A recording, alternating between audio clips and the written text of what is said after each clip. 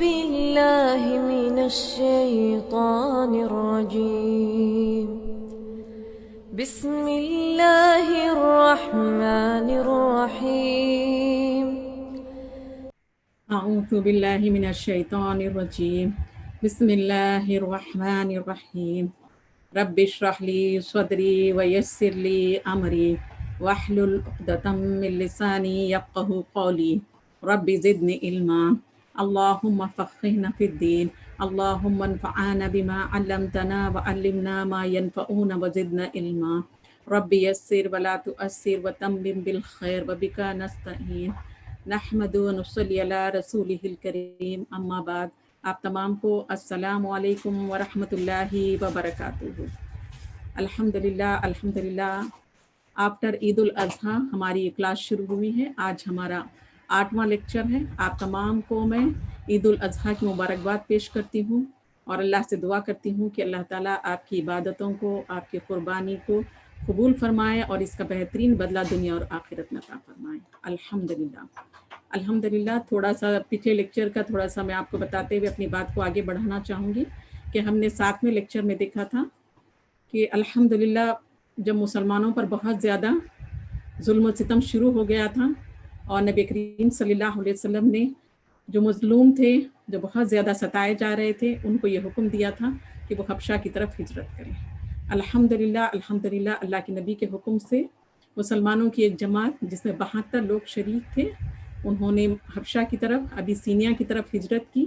اور الحمدللہ اس کے بعد آپ دیکھیں گے جب سورہ نجم کی آیت نازل ہوئی اور نبی کریم صلی اللہ علیہ وسلم سجدے میں چلے گئے تو تمام مشرکین مکہ بھی اس وقت وہاں پر جو موجود تھے وہ سجدے میں چلے گئے.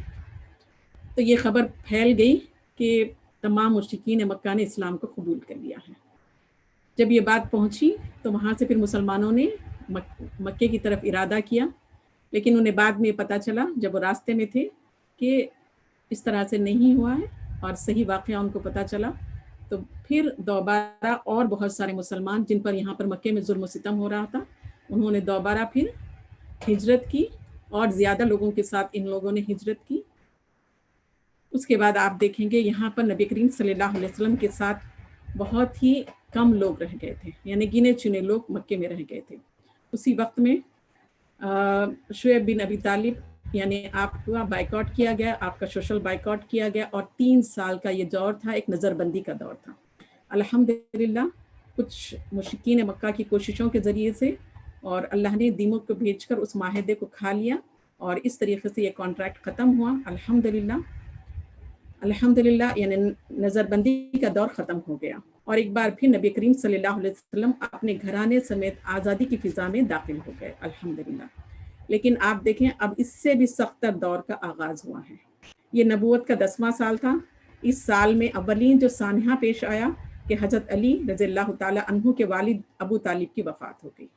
اسی طرح ایک اور ظاہری سہارا جو تھا وہ چھین گیا، جو نبی کریم صلی اللہ علیہ وسلم کو اپنے سائے شفقت میں لیے ہوئے دشمنوں کے لیے پوری استقامت سے آخری دم تک یعنی آپ کی پروٹیکٹ کرتے رہے. اس سال دوسرا صدمہ نبی کریم صلی اللہ علیہ وسلم کو جو ہوا وہ حضرت خدیجہ الکبریٰ کی رحلت کا اٹھانا پڑا.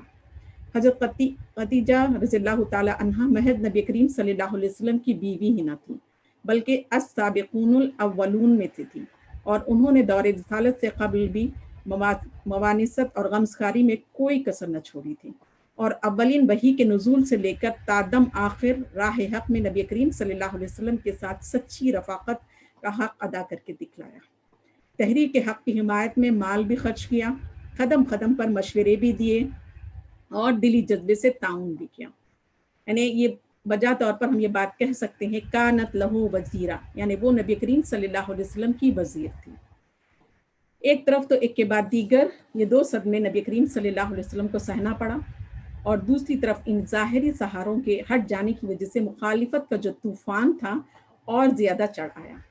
اب تو گویا موجیں سر سے گزرنے لگی، مگر اللہ سبحانہ تعالیٰ کی مشیت الہی کا تقاضا غالباً یہ تھا کہ سچائی اپنا راستہ آپ بنائیں، سچائی اپنی حفاظت آپ کریں، سچائی اپنے لیے خود ہی واحد سہارا ثابت ہو. اب جو دنیاوی سہارے پوری طرح سے ہٹا لیے گئے تھے، شاید اس کے بغیر سچائی کی روح پوری طرح واضح نہ ہو سکتی تھی. انہی غم انگیز حالات کی وجہ سے یہ سال یعنی اس سال کو غم کا سال اور عام الحزن کا نام دیا گیا ہے۔ اب قریش انتہائی یعنی اوچھی حرکتوں پر اتر آئے تھے، یعنی لونڈوں کے جو غول کے غول ہوتے ہیں، چچورے بچے جو ہوتے ہیں، ان کو پیچھے لگا دیا جاتا تھا، جو شور مچاتے اور نبی کریم صلی اللہ علیہ وسلم نماز پڑھتے تو وہ تالیاں پیٹتے، راستہ چلتے ہوئے نبی کریم صلی اللہ علیہ وسلم پر غلاظت پھینکی جاتی، دروازے کے سامنے کانٹے بچھا دیے جاتے، کبھی گلا گھونٹ دیا جاتا اور کبھی آپ کے اوپر یعنی دست درازی کی جاتی، کھلم کھلا آپ کو گالیاں دی جاتی تھی، بھیپتیاں کسی جاتی تھیں، آپ کے چہرے مبارک پر خاک پھینکی جاتی تھی، بلکہ بعض خبیث بدتمیزی کی اس آخری حد تک پہنچ گئے تھے کہ وہ آپ کے رخ انور کی طرف تھوکنے کی کوشش کرتے تھے۔ اللہ حفاظت فرمائے۔ ایک بار ابو لہب کی بیوی ام جمیل پتھر لیے نبی کریم صلی اللہ علیہ وسلم کی جستجو میں حرم تک اس ارادے سے آئی کہ بس ایک ہی بار میں تمام کام کرتے، مگر نبی کریم صلی اللہ علیہ وسلم اگرچہ کہ حرم میں سامنے ہی موجود تھے، لیکن اللہ نے اس کی نگاہ کو رسائی نہ دی اور وہ حضرت ابوبکر صدیق رضی اللہ تعالی عنہ کے سامنے اپنا دل کا بخار نکال کر چلی آئی۔ اس نے اپنے یہ اشعار بھی پڑھے، مذممن عصینا و امرہ ابینا و دینہ قلینا، یعنی مذمم، نبی کریم صلی اللہ علیہ وسلم کے نام محمد کے بجائے مذمم کہہ کر دل کی بھڑاس نکالی، یعنی اس کے معنی یہ تھے کہ ان اشعار کے معنی تھے کہ ہم نے نافرمانی کی، اس کی بات ماننے سے انکار کر دیا، اور اس اشعار کا ٹرانسلیشن ہے، اس کے دین سے ہم نے بغض رکھا، یعنی نام بگاڑنا اور برے برے الفاظ استعمال کرنا اخلاقی پستی کی دلیل ہے۔ حریف یعنی اپوننٹس، حریف جب بالکل ذلت میں گر جاتا ہے تو ان کے گندے ہتھیاروں سے کام لیتا ہے۔ اس پر نبی کریم صلی اللہ علیہ وسلم کہا کرتے تھے کہ اللہ تعالیٰ مجھے ان لوگوں کے یعنی ظلم و ستم سے یوں بچاتا ہے کہ یہ مذمم کو گالی دیتے ہیں اور میں محمد صلی اللہ علیہ وسلم ہوں۔ سبحان اللہ، الحمدللہ۔ کس طریقے سے آپ دیکھیں اللہ سبحانہ وتعالیٰ نے نبی کریم صلی اللہ علیہ وسلم کی حفاظت فرمائی، اور دوسری چیز آپ دیکھیں کہ کن الفاظ کے، یعنی آپ کا نام جو تھا محمد تھا، لیکن اس کو ام جمیل نے بگاڑ کر مذمم کا نام دے دیا تھا، یعنی جس کی مذمت کی گئی، حالانکہ آپ دیکھیں نبی کریم صلی اللہ علیہ وسلم کے نام کے جو میننگ ہے، محمد کے معنی ہے تعریف کیا گیا، اور جب آپ کے دادا نے آپ کا یہ نام رکھا تھا تو سارے لوگوں نے حیرت کا اظہار کیا تھا اور یہ کہا تھا کہ یہ کیسا نام ہے، اس سے پہلے ہم نے نہیں سنا ہے۔ الحمدللہ، اور اس نام کے آپ دیکھیں گے تعریف کیا گیا، اس کے میننگ ہے، اور اسی طریقے سے اللہ تعالیٰ نے نبی کریم صلی اللہ علیہ وسلم کی تعریف فرمائی ہے۔ اذان میں آپ کا نام لیا جاتا ہے، نماز میں جب ہم نماز پڑھتے ہیں اتحیات میں تو نبی کریم صلی اللہ علیہ وسلم پر ہم درود بھیجتے ہیں، اس کے بغیر ہماری نماز مکمل نہیں ہوتی ہے۔ الحمدللہ، تو دن میں 5 وقت اذان میں آپ کا نام لیا جاتا ہے، اور پھر 5 وقت کی نماز میں آپ کا نام لیا جاتا ہے اور آپ پر درود و سلام بھیجا جاتا ہے۔ سبحان اللہ۔ تو یہ اپنے دل کی بھڑاس نکالنے کے لیے اس طرح کے الفاظ کا وہ استعمال کیا کرتی تھی۔ پھر اس کے بعد آپ دیکھیں نبی کریم صلی اللہ علیہ وسلم نے فرمایا کہ اللہ تعالیٰ یہ مجھے اس طریقے سے بتاتا ہے کہ یہ لوگ مذمم کو گالی دیتے ہیں اور میں تو محمد ہوں، سبحان اللہ صلی اللہ علیہ وسلم۔ اس طرح ایک بار ابو جہل نے پتھر سے نبی کریم صلی اللہ علیہ وسلم کو ہلاک کر دینے کا ارادہ کیا، اور اسی ارادے میں نبی کریم صلی اللہ علیہ وسلم تک جا پہنچے، مگر اللہ تعالیٰ نے ابو جہل کو خوف و مرویت کے ایسے عالم میں ڈالا کہ وہ کچھ نہ کر سکا۔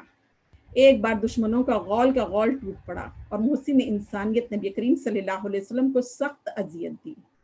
واقعہ یوں ہوا کہ دشمنان حق بیٹھے یہی تذکرہ کر رہے تھے کہ اس شخص محمد صلی اللہ علیہ وسلم کے معاملے میں ہم نے جو کچھ برداشت کیا اس کی مثال نہیں ملتی، اس شخص محمد صلی اللہ علیہ وسلم کے معاملے میں ہم نے جو کچھ برداشت کیا اس کی مثال نہیں ملتی۔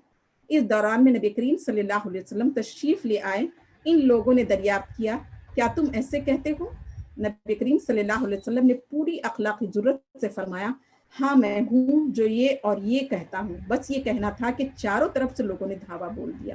عبداللہ بن عمرو بن عاص کا بیان ہے کہ قریش کی طرف سے اس سے بڑھ کر نبی کریم صلی اللہ علیہ وسلم کے خلاف میں نے کوئی دست درازی نہیں دیکھی۔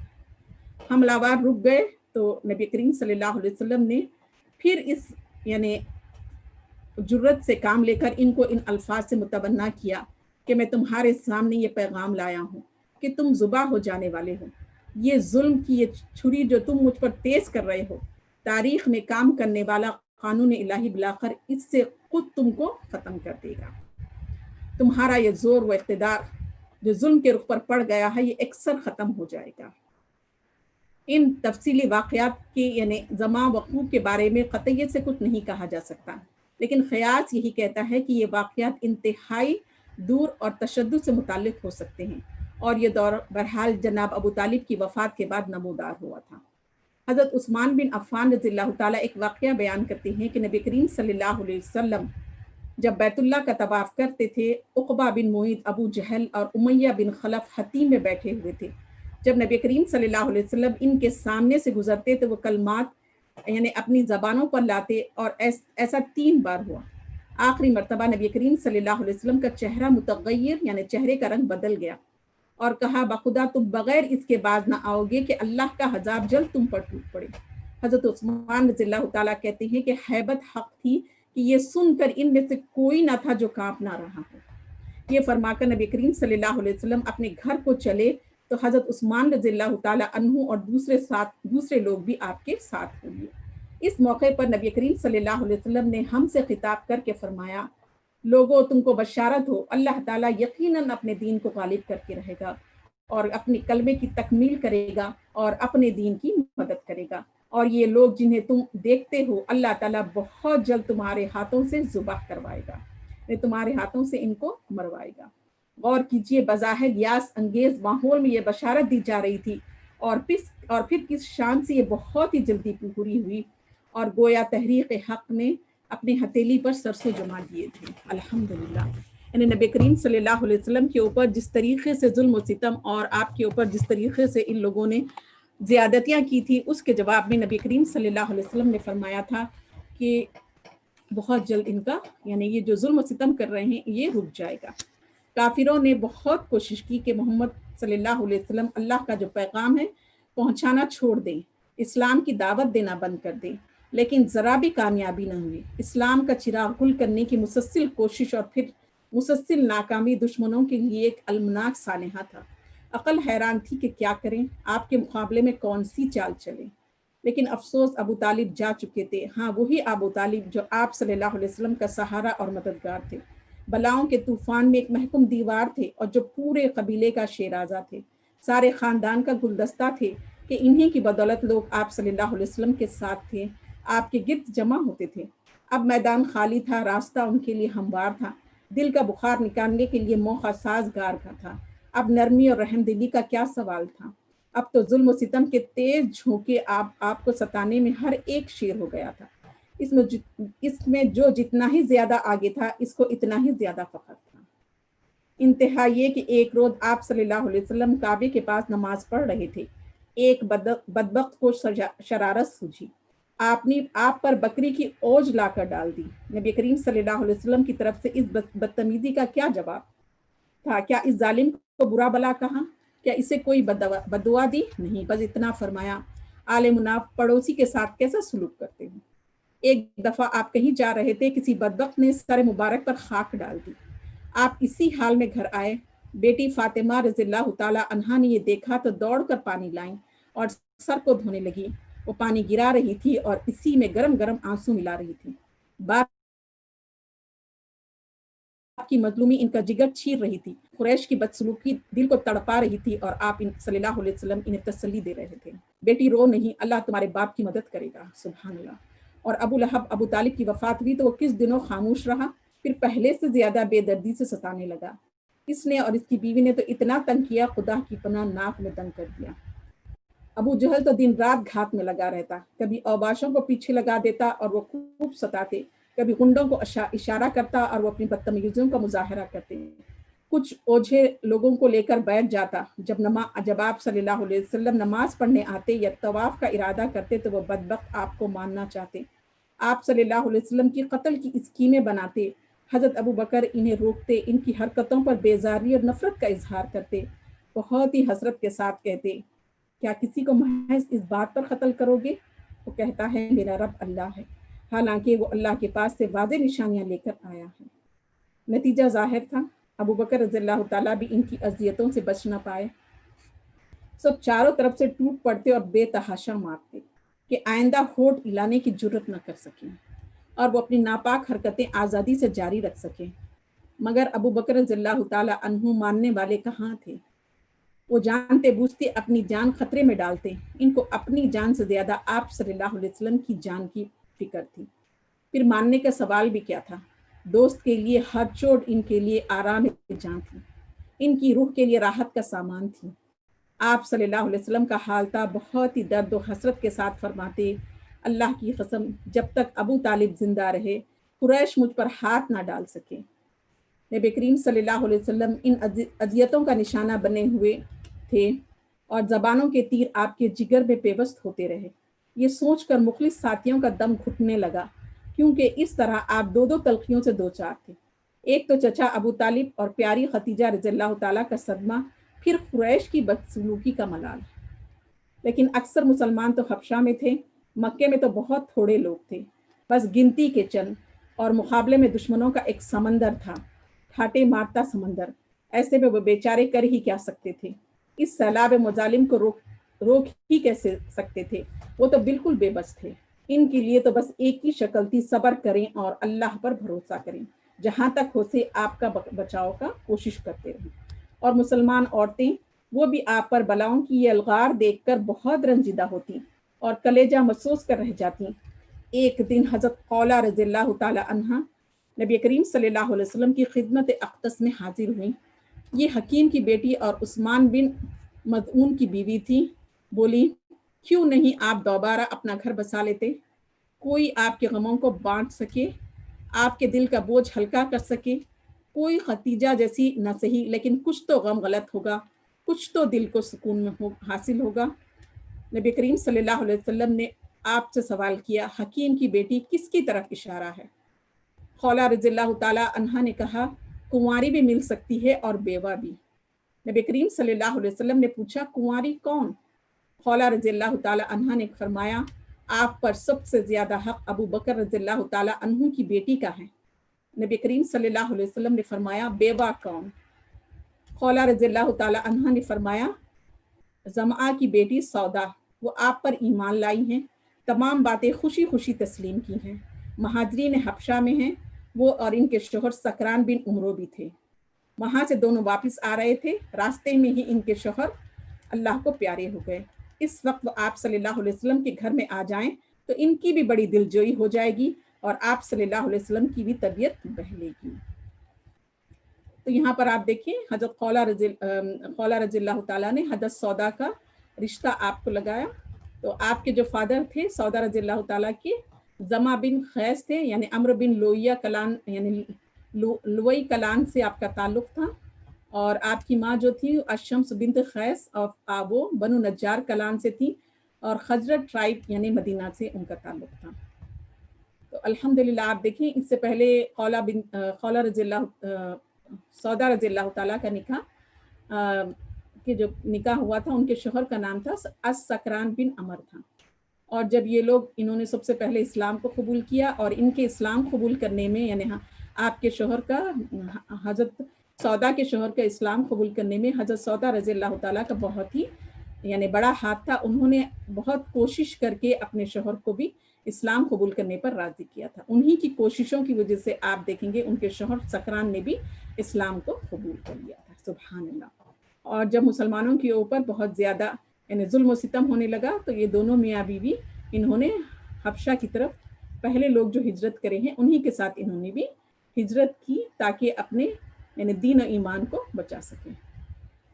और वहाँ पर थी। और उसके बाद जब यानी थोड़े दिन के बाद उनके शोहर, बाद स्कॉलर्स कहते हैं कि वहीं पर उनके शोहर का इंतकाल हो गया, और बाद लोग ये कहते हैं हबशा में ही, और बाद लोग ये कहते हैं कि जब दोनों मियाँ बीवी यानी मक्का की तरफ वापस आ रहे थे, रास्ते में उनके शोहर बीमार पड़ गए और उसी वजह से उनका इंतकाल हो गया।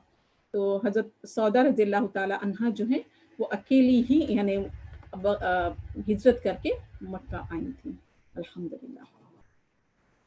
तो आप देखिए, जब नबी करीम सल्लल्लाहु अलैहि वसल्लम को हज़रत खौला ने मशवरा दिया, तो नबी करीम सल्लल्लाहु अलैहि वसल्लम को आपकी हज़रत खौला की बात बहुत ज़्यादा पसंद आई, और आपने कहा, अल्लाह ताला तुम्हें खुश रखे, तुम्हारा मशवरा बहुत मुनासिब है।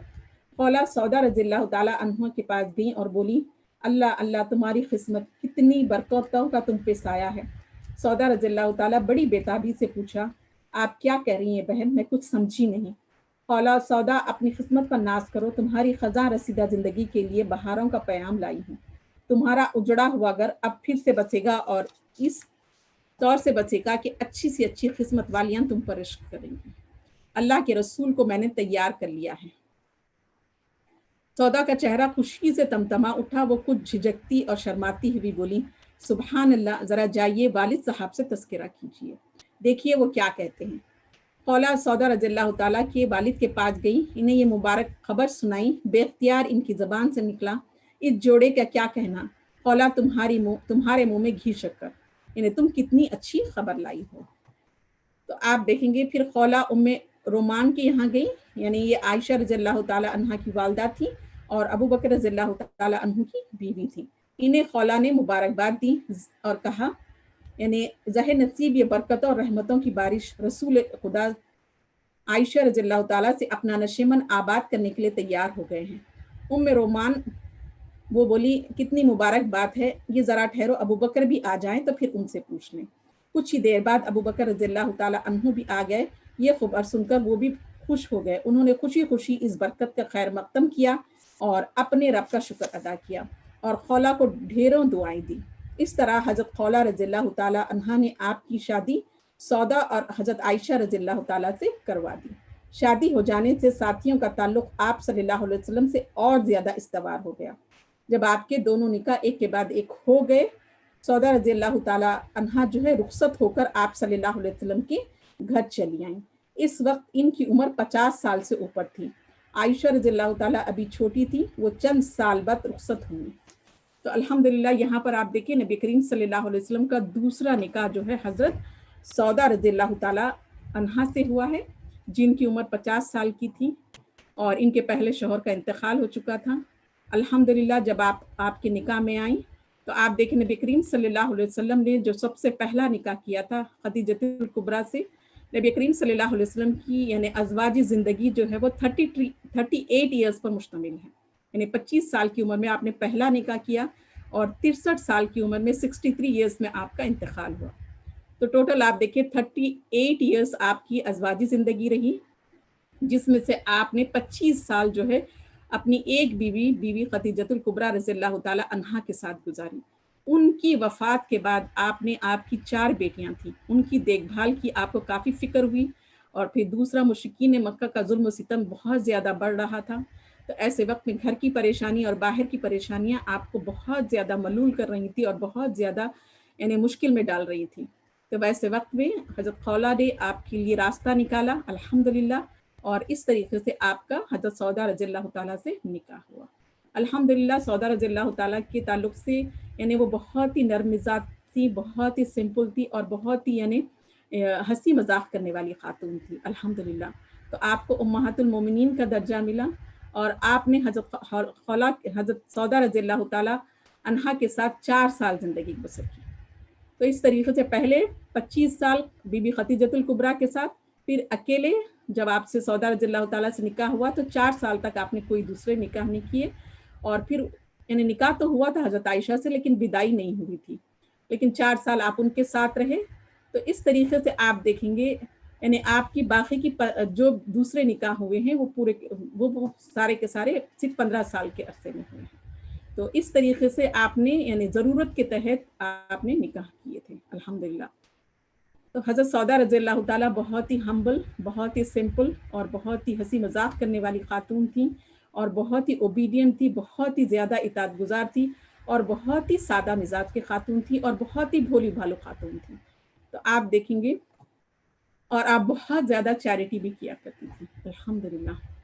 आपने नबी करीम सल्लल्लाहु अलैहि वसल्लम की बेटियों का बहुत अच्छे से ख्याल रखा, उनकी बहुत अच्छे से आपने उनको ख्याल रखा, उनकी परवरिश की, उनकी तालीम व तरबियत का एहतमाम किया।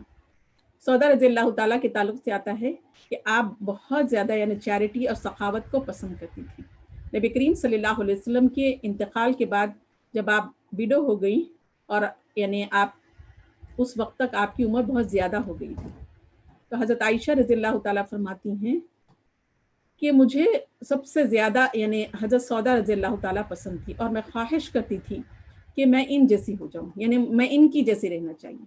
یعنی ویری بہت ہی کائنڈ، بہت ہی فنی اور بہت ہی خیر خیرات کرنے والی خاتون. الحمدللہ. تو آپ دیکھیں گے ان کے پاس حضرت عمر بن خطاب رضی اللہ تعالیٰ کے زمانے میں ایک بیگ یعنی بہت درہموں سے بھرا ہوا آپ کے پاس آیا. تو آپ نے پوچھا یہ کیا ہے؟ تو ان کو بتایا گیا کیونکہ یعنی جب نبی کریم صلی اللہ علیہ وسلم کے انتقال کے بعد آپ کی فیملی کی جو ٹیک کیئر کی ذمہ داری تھی وہ اس زمانے کے جو خلفاء ہوتے ان کی ذمہ داری تھی.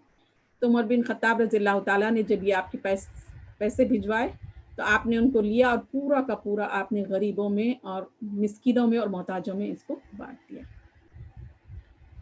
الحمدللہ. اور آپ دوسری یعنی خاص طور پر آپ دیکھیں گے نبی کریم صلی اللہ علیہ وسلم یا دوسرے لوگوں کی جو ایموشنل نیڈس ہوتی ہیں، یعنی کوئی غم میں ہو یا پریشانی میں ہو، تو آپ اس کو فوراً بھانپ جاتی تھی اور آپ کوشش کرتی تھی کہ اس یعنی انسان کو ہنسائے اور اس چیز سے ان کو نکالنے کی کوشش کریں.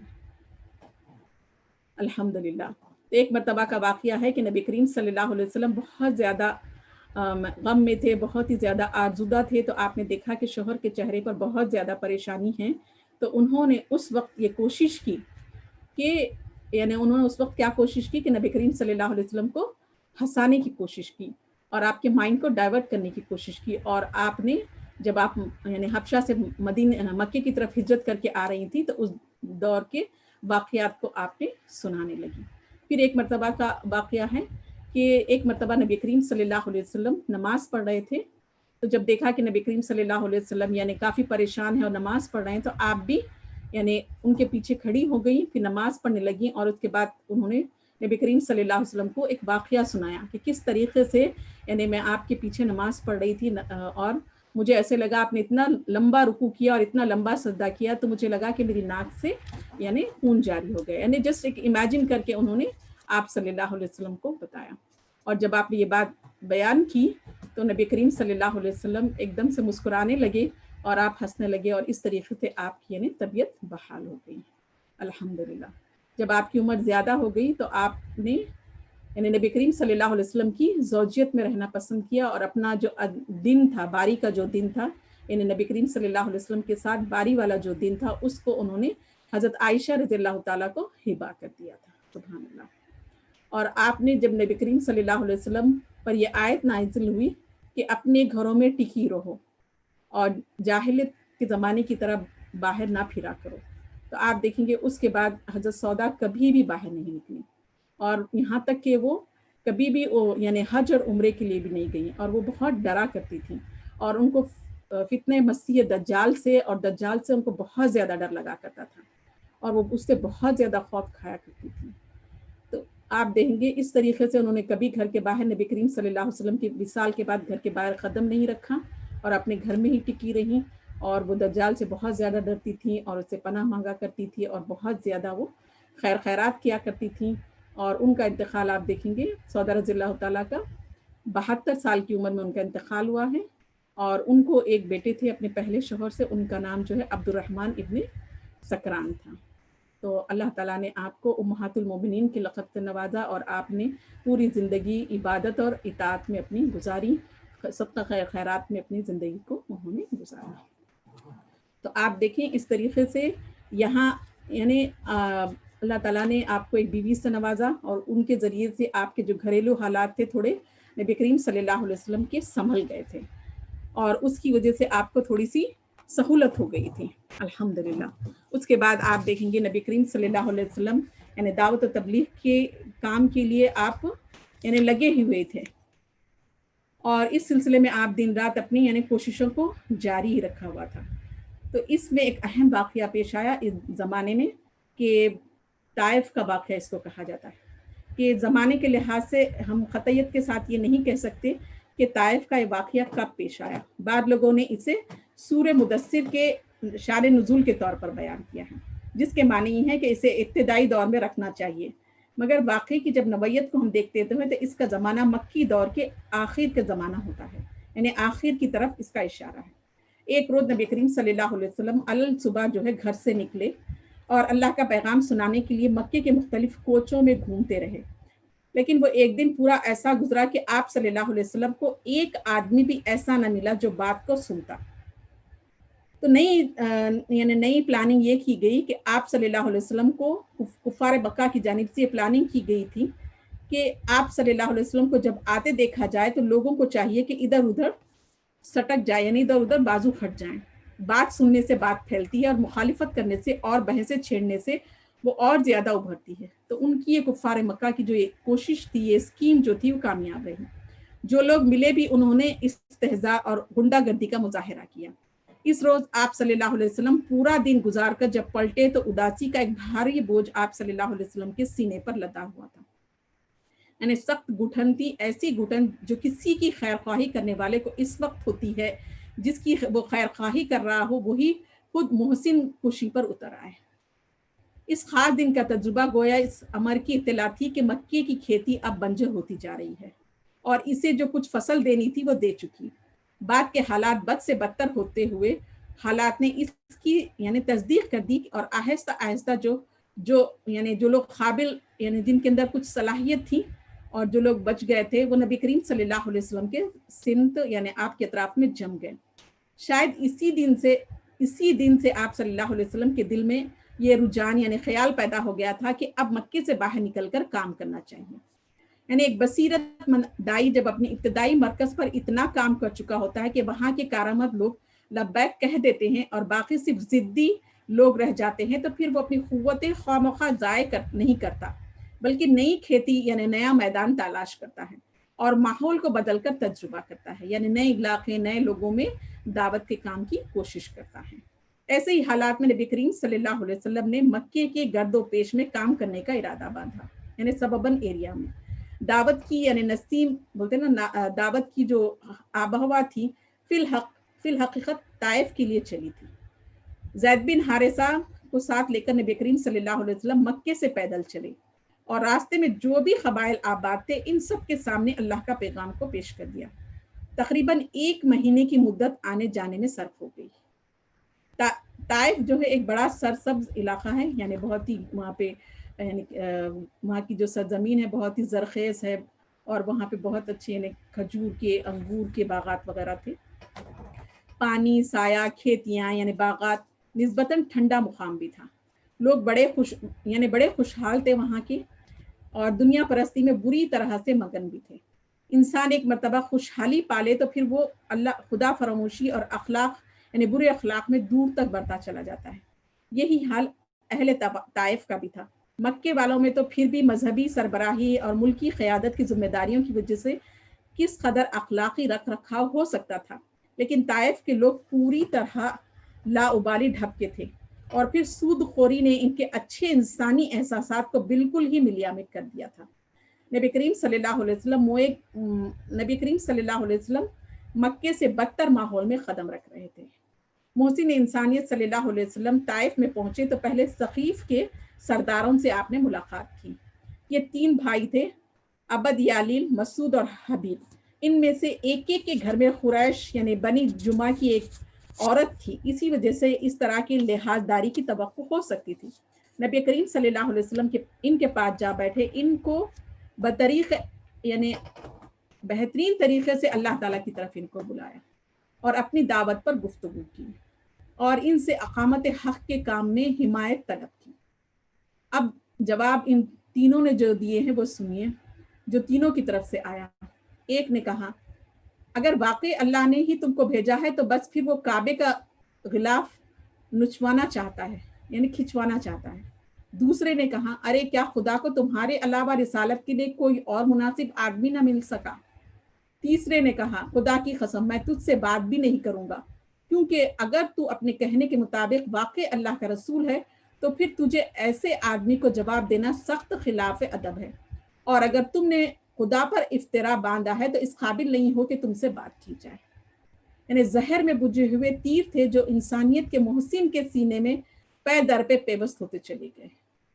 آپ نے تحمل سے اپنے دل پر سارے زخم سہ لیے اور ان کے سامنے آخری بات یہ رکھی کہ تم اپنی یہ باتیں اپنے ہی تک رکھو اور کم سے کم عوام کو ان سے متاثر نہ کرو. مگر انہوں نے اپنے ہاں کے گھٹیا اور بہت ہی چچورے قسم کے لڑکوں اور نوکروں اور غلاموں کو جمع کر کے آپ صلی اللہ علیہ وسلم کے پیچھے لگا دیا کہ جاؤ اور اس شخص کو بستی سے نکال باہر کرو۔ ایک غول کا غول آگے پیچھے ہو گیا۔ یہ لوگ گالیاں دیتے، شور مچاتے اور پتھر مارتے تھے، پتھر تاک کر ٹخنوں کی ہڈیوں پر مارتے تاکہ زیادہ اذیت پہنچے۔ نبی کریم صلی اللہ علیہ وسلم جب نڈھال ہو جاتے تو بیٹھ جاتے، لیکن طائف کے گنڈے آپ صلی اللہ علیہ وسلم کو بازو سے پکڑ کر اٹھا دیتے اور پھر ٹخنوں پر پتھر مارتے اور تالیاں بجا بجا کر ہنستے۔ خون بے تحاشا بہ رہا تھا اور جوتیاں اندر اور باہر سے لتھڑ گئی تھیں۔ اس نادر تماشے کو دیکھنے کے لیے بڑا ہجوم اکٹھا ہو گیا۔ گنڈوں کا غول اس طریقے سے آپ صلی اللہ علیہ وسلم کو شہر سے نکال کر ایک باغ کے احاطے تک لے آیا جو ربیہ کے بیٹوں عتبہ اور شیبہ کا تھا۔ آپ صلی اللہ علیہ وسلم نے بالکل بے دم ہو کر انگور کی ایک بیل سے ٹیک لگا لی۔ باغ کے مالک آپ صلی اللہ علیہ وسلم کو دیکھ رہے تھے اور جو کچھ آپ پر بیتی اس کا بھی کچھ مشاہدہ کر چکے تھے۔ یہی وہ موقع تھا جب آپ صلی اللہ علیہ وسلم نے 2 رکعت نماز پڑھنے کے بعد آپ صلی اللہ علیہ وسلم نے ہونٹوں سے یعنی اپنے زبان سے یہ دعا نکالی، یعنی یہ درد بھری دعا آپ نے نکالی۔ اللہم الیک اشکو ضعف قوتی وقلتی حیلتی وحوانی علی الناس یا ارحم الراحمین، انت رب المستضعفین وانت ربی الا من تکلنی الی بعید یتجہمنی ام الی عدو ملکتہ امری ان لم یکن بک علی غضب فلا ابالی ولکن عافیتک ہی اوسع لی اعوذ بنور وجہک الذی اشرقت لہ الظلمات وصلح علیہ امر الدنیا والآخرہ من ان تنزل بی غضبک او یحل علی سخطک لک العتبی حتی تغزال ولا حول ولا قوة الا بک۔ یعنی آپ نے یہ درد بھری دعا اللہ سے کی کہ یا الہی اپنی قوت کی کمی، اپنی بے سر و سامانی اور لوگوں کے مقابلے میں اپنی بے بسی کی فریاد میں تجھ سے کرتا ہوں۔ تو سب سے رحم کرنے والوں سے زیادہ رحم کرنے والا ہے۔ درماندہ بے کسوں کا پروردگار تو ہی ہے، تو ہی میرا مالک ہے۔ آخر تو مجھے کس کے حوالے کرنے والا ہے؟ کیا اس حریف بیگانہ کے جو مجھ سے تش روئی کے ساتھ یعنی رویہ رکھتا ہے، یا ایسے دشمن کے جو میرے معاملے پر قابو رکھتا ہے؟ لیکن اگر مجھ پر تیرا غضب نہیں ہے تو پھر مجھے کچھ پرواہ نہیں ہے، بس تیری عافیت میرے لیے زیادہ وسعت رکھتی ہے۔ میں اس بات کے مقابلے میں کہ تیرا غضب مجھ پر پڑے یا تیرا عذاب مجھ پر ہو، تیرے ہی نور و جمال کی پناہ طلب کرتا ہوں، جس سے ساری تاریکیاں روشن ہو جاتی ہیں اور جس کے ذریعے دین و دنیا کے جملہ معاملات سمجھ جاتے ہیں۔ مجھے تو تیری رضامندی اور خوشنودی کی طلب ہے، بجز تیرے کہیں سے کوئی قوت و طاقت نہیں مل سکتی۔ یعنی یہ دعا آپ نے انتہائی اپنی بے بسی کا اظہار کرتے ہوئے اللہ سے دعا کی، اللہ سے مدد مانگی اور اللہ کی طرف اپنے دل کو کھول کر رکھ دیا، اپنے درد کو اللہ کے سامنے رکھ دیا، اپنی بے بسی، بے چارگی اور ظلم و ستم آپ پر جو ہو رہا تھا، آپ نے ان بہترین الفاظ میں اپنے دل کو کھول کر اللہ کے سامنے رکھ دیا اور ان الفاظ میں اللہ سے دعا مانگی۔ آپ دیکھیں اتنے میں باغ کے مالک بھی آ پہنچے، ان کے دلوں میں ہمدردی کے جذبات امنڈ آئے تھے۔ تو اس دعا کو دعائے طائف کہا جاتا ہے اور یہ دعا بہت ہی بہترین دعا ہے۔ اور آپ دیکھیں اس دعا کو خاص طور پر جب ہم کسی ڈیفیکلٹ ٹائم سے گزر رہے ہیں، ہر انسان کی زندگی میں ٹیسٹ اینڈ ٹرائلز آتے ہیں، تو ویسے وقت میں سچے دل سے ہم اور اس دعا کی ایک ایک لفظ کو، اس کے ٹرانسلیشن کو سمجھ کے یاد کر کے ہم انہی الفاظ میں ہم دعا کریں گے تو آپ دیکھیں گے الحمدللہ اللہ سبحانہ وتعالیٰ راستے کھولتا ہے۔ تو یہ بہترین دعا ہے، ہر مسلمان کو یہ دعا یاد ہونی چاہیے اور ہر مسلمان کو چاہیے کہ جب بھی مشکل میں ہو، پریشانی میں ہو، اللہ سے مدد مانگنی ہو تو آپ دیکھیں گے ہم سجدے میں جا کے اس دعا کو پڑھیں، یا نماز کے بعد بھی ہم ہاتھ اٹھا کر اس دعا کو پڑھ سکتے ہیں۔ تو اللہ سے مدد مانگنے کے لیے بہترین نبی کریم صلی اللہ علیہ وسلم کے الفاظ ہیں کہ آپ نے انتہائی کمزوری کے وقت میں، انتہائی پریشانی کے عالم میں، انتہائی مشکل وقت میں ان الفاظ سے اللہ سبحانہ وتعالیٰ سے مدد مانگی تھی۔ الحمدللہ آپ دیکھیے اس کے بعد کے جو واقعات آپ کے ساتھ پیش آئے ہیں، ہمیں اندازہ ہوتا ہے کہ اللہ تعالیٰ نے کس طریقے سے آپ کی مدد فرمائی۔ سبحان اللہ۔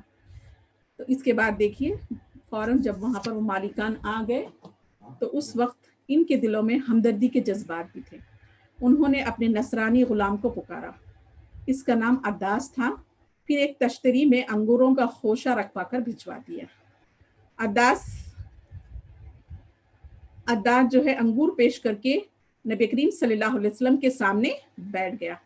آپ صلی اللہ علیہ وسلم نے ہاتھ انگور کی طرف بڑھاتے ہی بسم اللہ کہا.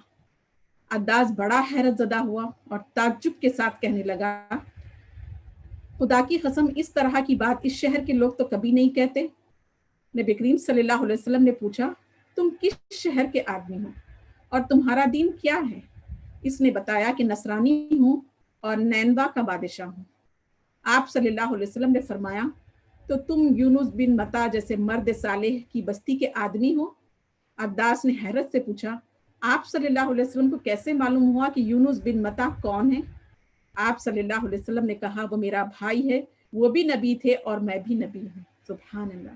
یہ سنتے ہی عداس آپ صلی اللہ علیہ وسلم کے ہاتھ پاؤں کو چومنے لگا. ربیہ کے بیٹوں میں سے ایک نے یہ ماجرا دیکھا تو اس نے عداس کے واپس جانے پر ملامت کی کہ یہ کیا حرکت تم کر رہے تھے؟ تم نے اپنا مذہب خراب کر لیا ہے. عداس نے گہرے تاثر کے ساتھ جواب دیا میرے آقا اس سے بڑھ کر زمین میں کوئی چیز بھلی نہیں ہے. اس شخص نے مجھے ایک ایسی بات بتائی جسے نبی کے سوا کوئی اور نہ جان سکتا تھا. یعنی در حقیقت اب جناب ابو طالب رضی اللہ تعالی در حقیقت ابو طالب کی وفات کے بعد مکے میں آپ صلی اللہ علیہ وسلم ظاہری لحاظ سے بالکل بے سہارا تھے اور دشمن جو ہے وہ شیر ہو گئے تھے. خیال فرمایا کہ طائف میں سے شاید کچھ اللہ کے بندے اٹھ کھڑے ہوں. وہاں یہ صورت پیش آئی. وہاں سے پھر آپ نخلا یعنی نبی کریم صلی اللہ علیہ وسلم نخلا میں قیام پذیر ہوئے. وہاں سے واپس آئے اور غار ہرا میں تشریف فرما ہوئے. یہاں سے موتم بن عدی کو پیغام بھجوایا کیا تم مجھے اپنی حمایت میں لے سکتے ہو؟ عرب کے قومی کردار کی ایک روایت تھی کہ حمایت طلب کرنے والے کو حمایت دی جاتی تھی خواہ وہ دشمن ہی کیوں نہ ہو. موتم نے پیغام قبول کر لیا. بیٹے کو حکم دیا کہ ہتھیار لگا کر حرم میں چلو. خود رسول اکرم صلی اللہ علیہ وسلم کو ساتھ لایا اور مکے میں آ کر اونٹ پر سے اعلان کیا کہ میں نے محمد صلی اللہ علیہ وسلم کو پناہ دی ہے. موتم کے بیٹے آپ صلی اللہ علیہ وسلم کو تلواروں کے سائے میں حرم لائے, پھر آپ کو گھر پہنچایا. طائف میں نبی کریم صلی اللہ علیہ وسلم پر جو کچھ گزری اسے مشکل ہی سے روایت کے الفاظ میں آپ کو میں بتا سکتی ہوں. ایک بار حضرت عائشہ رضی اللہ تعالیٰ نے دریافت کیا یا رسول اکرم صلی اللہ علیہ وسلم کیا آپ پر احد کے دن سے بھی سخت ترین کوئی دن گزرا ہے؟ فرمایا تیری قوم کی طرف سے اور تو جو تکلیفیں پہنچی سو پہنچی, مگر سب سے بڑھ کر سخت دن وہ تھا جب میں نے طائف میں عبد یا لیل کے بیٹے کے سامنے دعوت رکھی اور اس نے اسے رد کر دیا اور اس درجے صدمہ ہوا کہ قدن الثعالب کے مقام تک جا کر بمشکل طبیعت میری سنبھلی. زید بن حارثہ جنہوں نے آپ صلی اللہ علیہ وسلم کے نڈھال اور بے ہوش ہو جانے پر طائف سے کندھوں پر آپ صلی اللہ علیہ وسلم کو اٹھا کر شہر کے باہر پہنچایا. یعنی آپ کا دل تڑپنے لگا. آپ صلی اللہ علیہ وسلم ان لوگوں کے لیے خدا سے یعنی بد دعا کریں. فرمایا تو آپ نے فرمایا میں ان کے لیے کیوں بد دعا کروں؟ اگر یہ لوگ اللہ پر ایمان نہیں لاتے تو امید ہے کہ ان کی نسلیں ضرور یعنی توحید پرست ہوں گی. تو آپ دیکھیں اس سفر میں یعنی جب آپ بے انتہا بے حال تھے تو اس وقت روایت میں آتا ہے کہ جبرائیل علیہ السلام آئے اور اطلاع دیے کہ پہاڑوں کا انچارج فرشتہ آپ صلی اللہ علیہ وسلم کی خدمت میں حاضر ہیں. اگر آپ اشارہ کریں تو وہ ان پہاڑوں کو آپس میں ملا دے جن کے درمیان مکہ اور طائف واقع ہے اور دونوں شہروں کو پیس کر رکھتے. تو یہاں پر آپ دیکھیے آپ نے فرمایا نہیں میں ایسے نہیں کر سکتا, میں ان کے لیے بد دعا نہیں کروں گا. کیا ہوا اگر یہ لوگ ایمان نہیں لائے تو ہو سکتا ہے ان کی نسل میں سے توحید پرست پیدا ہوں. الحمدللہ.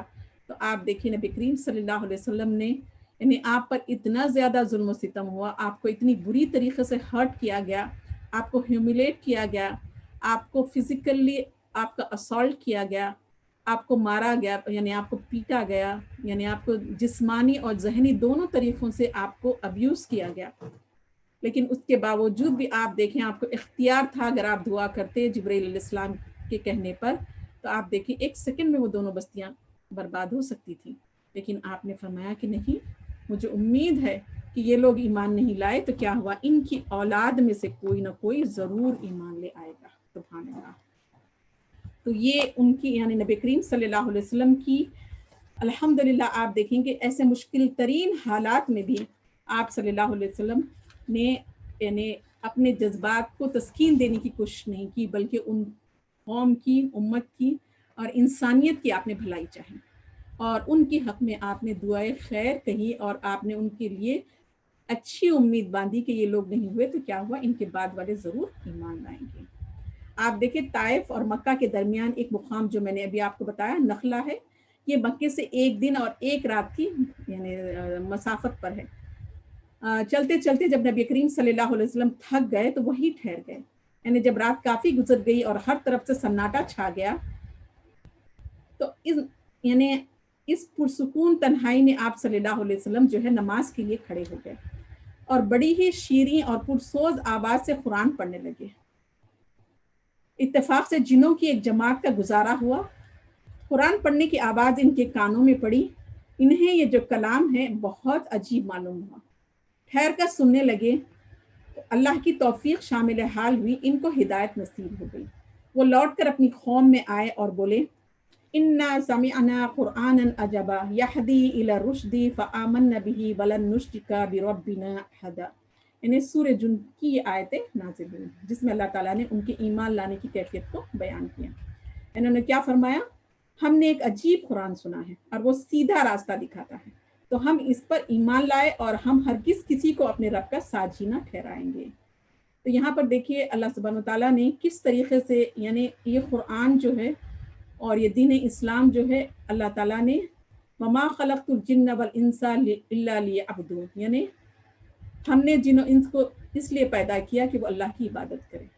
तो अल्लाह ताला ने दो मखलूक़ात का इस आयत में जिक्र किया कि वमा खलक़तुल जिन्ना वल इंसा, यानी जिन और इंसान जो है ये अल्लाह की बहुत सारी मखलूक़ात में से ये एक दो मखलूक़ात है जिनका अल्लाह ताला ने जिक्र किया और फरमाया कि ये कुरान को हमने न सिर्फ इंसानों की तरफ भेजा है और नबी करीम सल्लल्लाहु अलैहि वसल्लम को नबी बनाकर सिर्फ इंसानों की तरफ ही नहीं बल्कि जिन्नों की तरफ यानी जिन्नात की तरफ भी आपको नबी बनाकर भेजा गया है। तो ये कुरान और ये दीन इस्लाम इंसानों के लिए और जिन्नों के लिए भेजा गया है। और इस वाक़े में, इस सफ़र में नबी करीम सल्लल्लाहु अलैहि वसल्लम को आप देखेंगे कि आप इंसानों की तबलीग आपने की लेकिन लोगों ने कबूल नहीं किया, लेकिन अल्लाह की जो दूसरी मखलूक है जिन्नात जो हैं उन्होंने कुरान को सुना तो उन्होंने फ़ौरन ईमान लाए।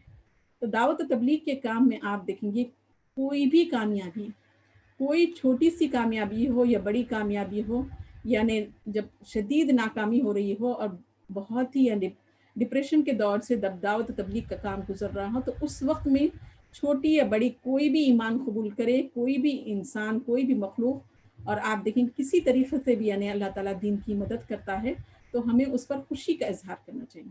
तो यहाँ पर आप देखें अल्लाह ताला ने आपको जिन्नात को आपने कुरान सुना और उन्होंने ईमान लाया। तो इससे हमें पता चलता है कि दीन इस्लाम इंसानों के लिए और जिन्नों के लिए हैं और ये अल्लाह की दो मखलूक़ात हैं।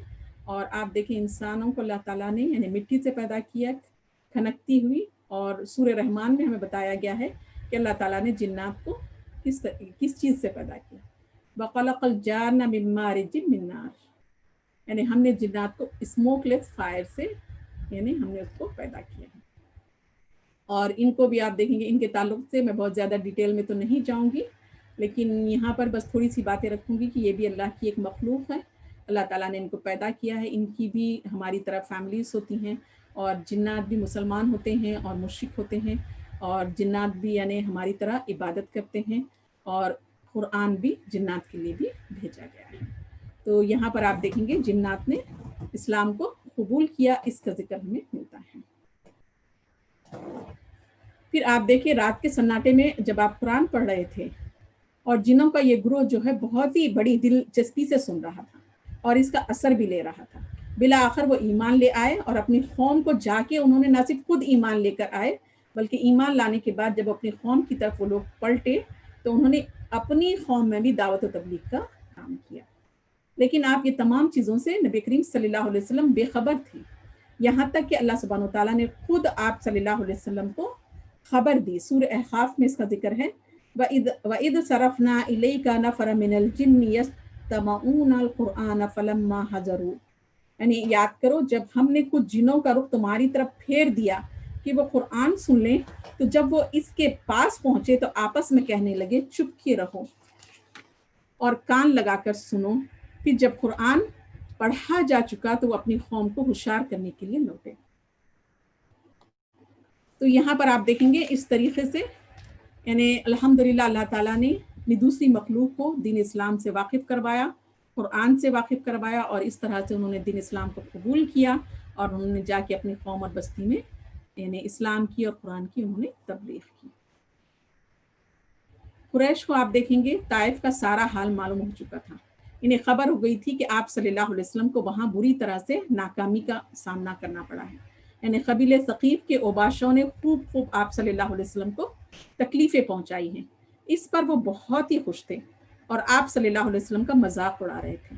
उन्होंने बाहर में कसमें खाई कि अगर मोहम्मद सल्लल्लाहु अलैहि वसल्लम फिर लौट कर मक्का आए, जब तक इसे यानी मार ना लेंगे चैन से ना बैठेंगे।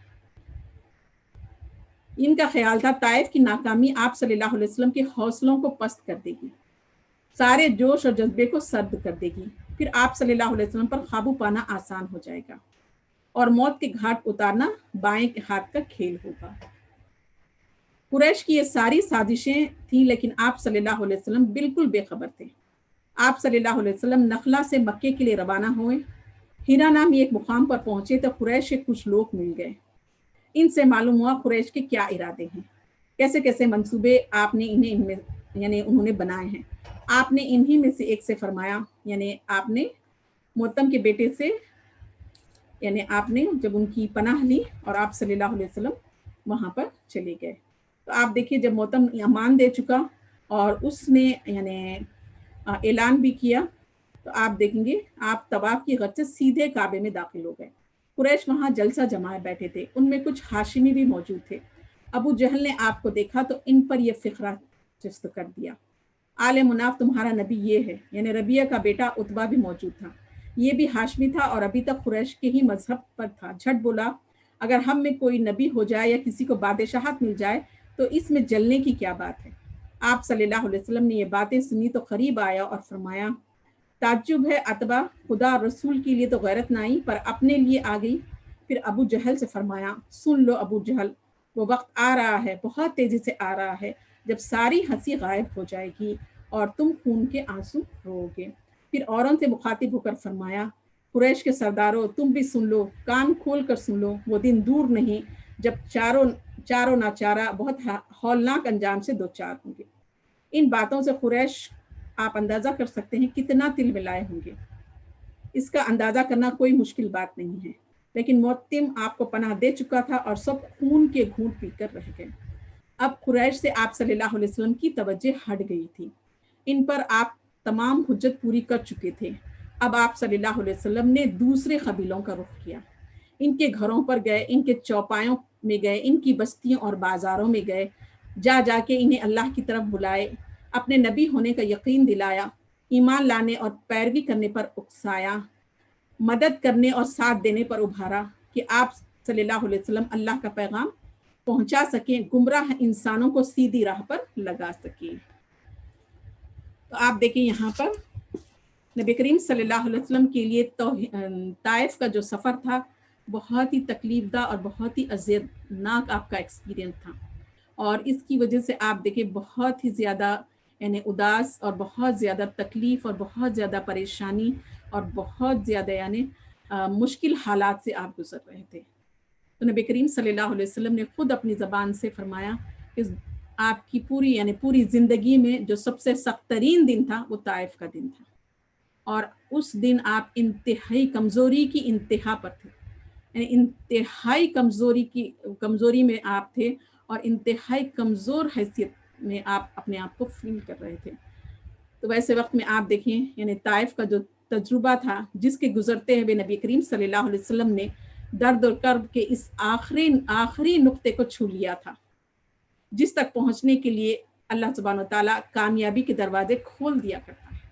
ज़माना यानी یہ اس بات کا شاہد ہے کہ نظام حق جو ہے، یعنی دائی کو جتنا دنیا کا جو زمانہ ہے یا دنیا کا جو نظام ہے، کسی دائی کو، اللہ کے دین کو پھیلانے والے کو جتنا زیادہ گرا سکتا ہے وہ گرا چکا تھا.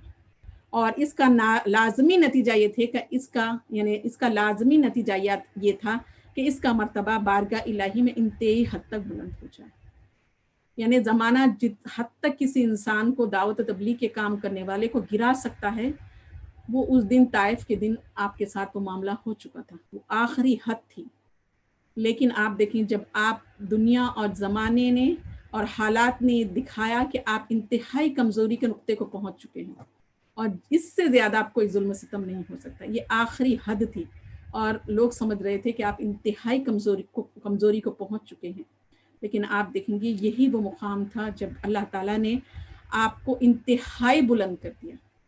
یعنی ظاہر میں آپ کمزوری کی انتہا پر تھے، لیکن حقیقت میں آپ دیکھیں گے آپ کا مرتبہ اور مقام جو ہے اللہ کے یہاں بے انتہا حد کو پہنچ چکا تھا. الحمدللہ.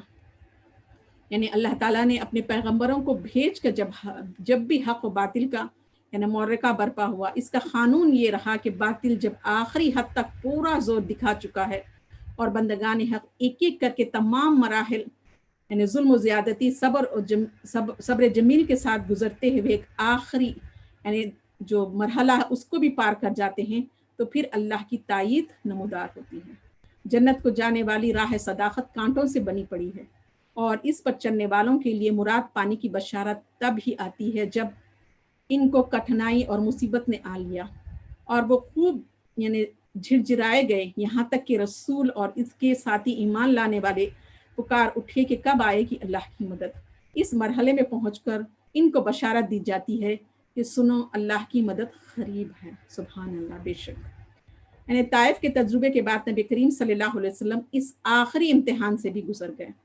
یعنی قانون الہی کے تحت ناگزیر تھا کہ اب نئے دور کے دروازے کھل جائیں اور یعنی طلوع سحر کی بشارت دے دی جائے. یہی بشارت دینے کے لیے نبی کریم صلی اللہ علیہ وسلم کو اللہ سبحانہ وتعالیٰ نے معراج سے سرفراز کیا. تو معراج کی حقیقت یہ ہے کہ نبی کریم صلی اللہ علیہ وسلم کو قرب الہی کا انتہائی بلند مقام نصیب کیا گیا. جس فرمان روا کی نمائندگی کرتے ہوئے نبی کریم صلی اللہ علیہ وسلم نے کئی برس طرح طرح کے مصائب کا سامنا کیا، یعنی مصائب کا سامنا کرتے ہوئے بدی کی طاقتوں کے خلاف فکری جنگ لڑتے ہوئے گزار دیے تھے. اس نے اپنے سفیر کو اپنے ہاں کا بلند ترین اعزاز دینے کے لیے اسے اپنے دربار میں طلب کر لیا. کائنات اور زندگی کی جن بنیادی سچائیوں کو منوانے کے لیے ایک سپاہی میدان کارزار میں اتر کر چاروں طرف سے وار پہ وار سہ رہا تھا، اسے یہ سعادت بخشی گئی کہ ان سچائیوں کا قریب سے مشاہدہ کرے. جس بین الاقوامی انسانی تحریک خیر و فلاح کا احیاء یہ آخری دائی کر رہا تھا، اسے سعادت دی گئی کہ وہ اس تحریک کے ایک بڑے دیرانہ مرکز یعنی بڑے پرانے مرکز بیت المقدس تک جا کر اور پھر وہاں سے عالم بالا کو پرواز کر کے اس تحریک، اس دعوت کے سابق قائدین خاص سے ملاقات کریں. یعنی سابق انبیاء کو بھی یہ موقع بموقع شرف دیا جاتا رہا کہ وہ غیبی یعنی انویزیبل حقائق کا مشاہدہ کریں اور قریب خداوندی میں پہنچ کر عنایت خاص سے بہرہ مند ہوں. قرآن میں جہاں ایک طرف ابراہیم علیہ السلام کے بارے میں بتایا گیا کہ ان کو ملکوت السماوات والارض کا مشاہدہ کرایا گیا، وہاں موسیٰ علیہ السلام کو کوہ طور پر بلایا گیا اور وہاں اللہ تعالیٰ نے ایک نور یعنی درخت کی اوٹ سے انی انا اللہ کہہ کر یعنی ان سے ہم کلامی سے سرفراز کیا. اور پھر دوسرے موقع پر ایسے ہی لمحے قرب میں شریعت کے احکام تفویض کیے، گویا کسی نہ کسی نوح کی معراج جلیل القدر انبیاء سلف کو بھی حاصل ہوتی رہی. نبی کریم صلی اللہ علیہ وسلم کی معراج اپنے اندر شان کمال رکھتی ہے. یعنی واقعہ طائف اور ہجرت کے درمیان اس واقعے سے زیادہ اہم اور ممتاز واقعہ کوئی دوسرا پیش نہیں آیا. اس کی جب آپ صلی اللہ علیہ وسلم نے اطلاع دی تو مکے بھر میں ایک ہنگامہ برپا ہو گیا. آپ صلی اللہ علیہ وسلم نے مجموعے عام میں اپنے مشاہدات بیان کیے، اپنے آبزرویشن کو بیان کیا، بیت المقدس کا پورا نقشہ کھینچ دیا، راستے کی ایسی قطعی علامات بتائیں کہ جن کے بعد میں تصدیق ہو گئی. यानी इस लम्हे क़ुर्ब में जो ख़ास वही की गई थी नबी करीम सल्लल्लाहु अलैहि वसल्लम को, फ़अौहा इला अब्दिही मा औहा, यानी सूरह बनी इसराइल की पहली आयत, और इसके उन्वान हमारे सामने मौजूद हैं। यानी इस सूरह का आगाज़ ही वाक़े इसरा के तज़किरे से होता है और फिर पूरे सूरह में मेराज की रूह रची बसी है। आप देखें इस सूरह के जो यानी इस सूरह के चंद पॉइंट जो हैं वो बहुत ही काबिल तवज्जो हैं और हमारे लिए नसीहत वाले हैं। एक तो आप देखें बनी इसराइल की दास्तान इबरत सामने रखकर एक तरफ ये क्लियर कर दिया गया कि अल्लाह के क़वानीन बड़ी बड़ी ताकतों का असेसमेंट करते हैं और इनकी बेराह रवी पर इनको किसी आलेकार के ज़रिए पिटवा देते हैं। दूसरी तरफ इबरत दिलाई गई कि गलबा, डोमिनेशन और सक्सेस के दौर में पहुंचकर कहीं ये ताकत भी बनी इसराइल की रविश अख्तियार ना कर ले। फिर दूसरा पॉइंट हमें जो इस सूरह से मिलता है वो ये है कि ये बात बयान की गई कि हालात कितने ही यानी नासाजगार हों, यानी हालात कितने ही ख़राब क्यों न हों, हमें क्या करना चाहिए। दावत का जो काम है और अल्लाह के कलाम की जो बातें हैं, साफ साफ अल्फाज और फैसला कुन अंदाज में हमें बता दिया गया है कि जा अल हक़ व ज़हक़ल बातिल, यानी हक़ आ गया और बातिल जो है वो भागने वाला है। तारीकियाँ छट जाने को हैं और सुबह जो है वो नमूदार होने को है।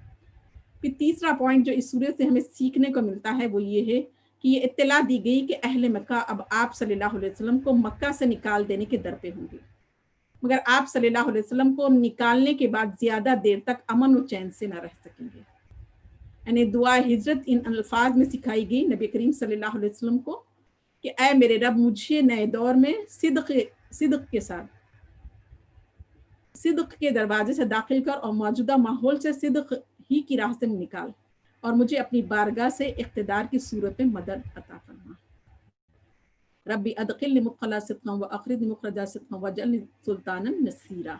ये कुरान की में अल्लाह ताला ने आपको हिजरत करने से पहले आपको ये दुआ सिखाई गई कि आप इस दुआ का एहतमाम करें और आप ये दुआ मुसलसल पढ़ते रहते थे। इस दुआ में आपको इक़्तिदार यानी पावर की तलब को भी शामिल करके ये बता दी गई और ये बशारत दी गई कि हिजरत के बाद का दौर गलबा और हुक्मरानी का दौर होगा। सुभानअल्लाह।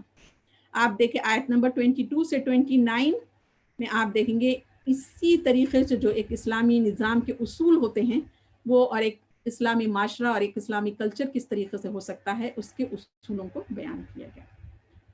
तो आप देखिए लम्हा मेराज के यानी इन पॉइंट्स को अगर हम समझेंगे और नबी करीम सल्लल्लाहु अलैहि वसल्लम की जो मेराज हुई थी, इसरा व मेराज, उसकी तरफ हम देखेंगे तो हमें यानी तारीख के हिस्ट्री के उफ़क़ से रोशनी का एक सैलाब उमड़ता हुआ दिखाई देता है। कोई मादा परस्त मक्के के इस खौफनाक माहौल में होता तो शायद वो मायूस होकर अपनी सरगर्मियों का यानी अपना रैपअप कर चुका होता, मगर नबी करीम सल्लल्लाहु अलैहि वसल्लम थे कि इंतहाई नासाजगार और उम्मीद शिकन हालात की तारीकी में घिरे होने पर भी इस क़तई यकीन से मालामाल थे कि सुबह आ रही है। और नसीम के एक झोंके ने आकर नबी करीम सल्लल्लाहु अलैहि वसल्लम के कानों में कह दिया कि सुबह नौ का यानी आपको बशारत दे दी गई कि आपकी सुबह जो होगी यानी नई जो सुबह होगी वो यसरब होगा यानी मदीना होगा, कि वहाँ आप सल्लल्लाहु अलैहि वसल्लम यानी जहाँ के नौजवानों ने बड़ी इखलासमंदी और शर सदर के साथ आप देखेंगे आप नबी करीम सल्लल्लाहु अलैहि वसल्लम को लब्बैक कहा था। तो अल्हम्दुलिल्लाह आप देखें नबी करीम सल्लल्लाहु अलैहि वसल्लम जब शदीद तरीन सख्त तरीन हालात से गुजर रहे थे तो उस वक्त आप सल्लल्लाहु अलैहि वसल्लम को यानी मेराज करवाई गई। सुभानअल्लाह। तो ये मेराज का वाक़या जो है, इसरा व मेराज का जो वाक़या है ये क्या है, एक मौजज़ा है, एक मिराकल है जो नबी करीम सल्लल्लाहु अलैहि वसल्लम को दिया गया। और ये मौजज़ा और ये मिराकल सिर्फ नबी करीम सल्लल्लाहु अलैहि वसल्लम के साथ मखसूस है, इससे पहले किसी नबी को ये मौजज़े से नवाजा नहीं गया था। और इसके सिलसिले में आप देखेंगे वाक़या मेराज जो है, असरा व मेराज जो है बहुत ही अल्हम्दुलिल्लाह बहुत ही इंटरेस्टिंग और बहुत ही बेहतरीन और बहुत ही यानी बोलते हैं ना सीखने वाला, सबक लेने वाला, सबक आमोज वाक़या है अल्हम्दुलिल्लाह। और इस वाक़े में अल्लाह ताला ने नबी करीम सल्लल्लाहु अलैहि वसल्लम को यानी आसमानों पर बुलाया और आपको बहुत सारी चीज़ों की یعنی سیر کروائی گئی اور بہت ساری چیزوں کا آپ کو مشاہدہ کروایا گیا. تو آپ دیکھیں اس کا ذکر، یہ جو واقعہ آپ کے ساتھ پیش آیا تھا اس کا ذکر ہمیں سورہ بنی اسرائیل کی پہلی آیت میں ملتا ہے. میں اس آیت کی تلاوت کر کے اپنی اس واقعے کو آگے بڑھاؤں گی. بسم اللہ الرحمن الرحیم. سبحان الذي أسرى بعبده ليلا من المسجد الحرام إلى المسجد الأقصى الذي باركنا حوله لنريه من آياتنا إنه هو السميع البصير.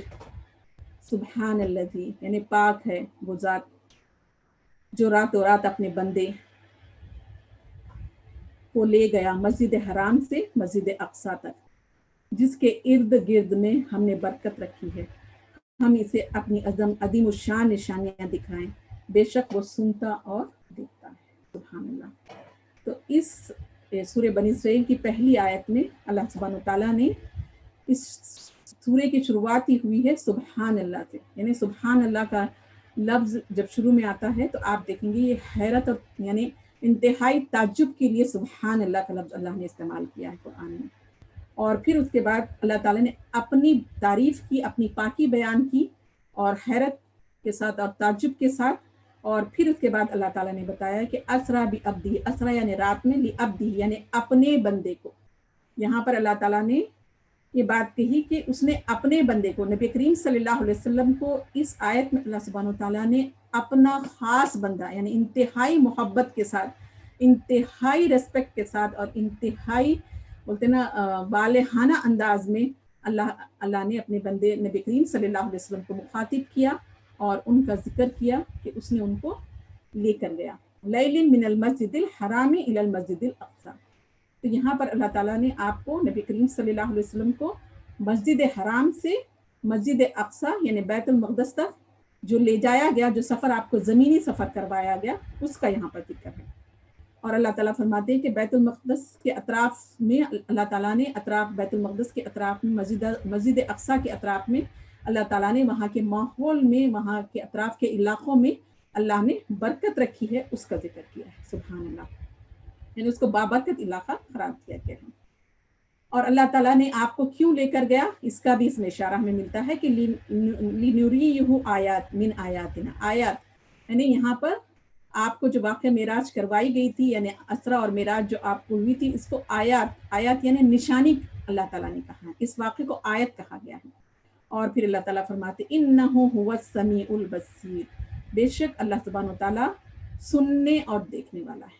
تو یہاں پر آپ دیکھیں اللہ کی یہ جو دو نام آئے ہیں کہ هُوَ السَّمِيعُ الْبَصِيرُ جو ہے یہ خاص کانٹیکسٹ میں آئے ہیں کہ اللہ تعالیٰ چاہے تو یہ بتا سکتا تھا کہ اللہ خبیر ہے، اللہ قدرت رکھنے والا ہے.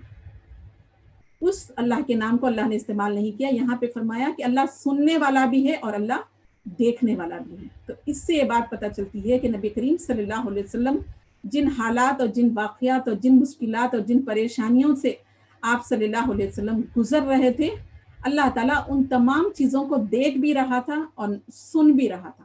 جو کچھ واقعات اور حالات آپ کے ساتھ ہو رہے تھے، اللہ تعالیٰ ان کو دیکھ رہا تھا اور سن رہا تھا. اللہ خاموش تھا، اس کا مطلب یہ نہیں ہے کہ اللہ تعالیٰ کی نظر سے آپ اوجھل ہو گئے تھے یا اللہ تعالیٰ نے آپ کو چھوڑ دیا تھا. ایسی کوئی بات نہیں تھی.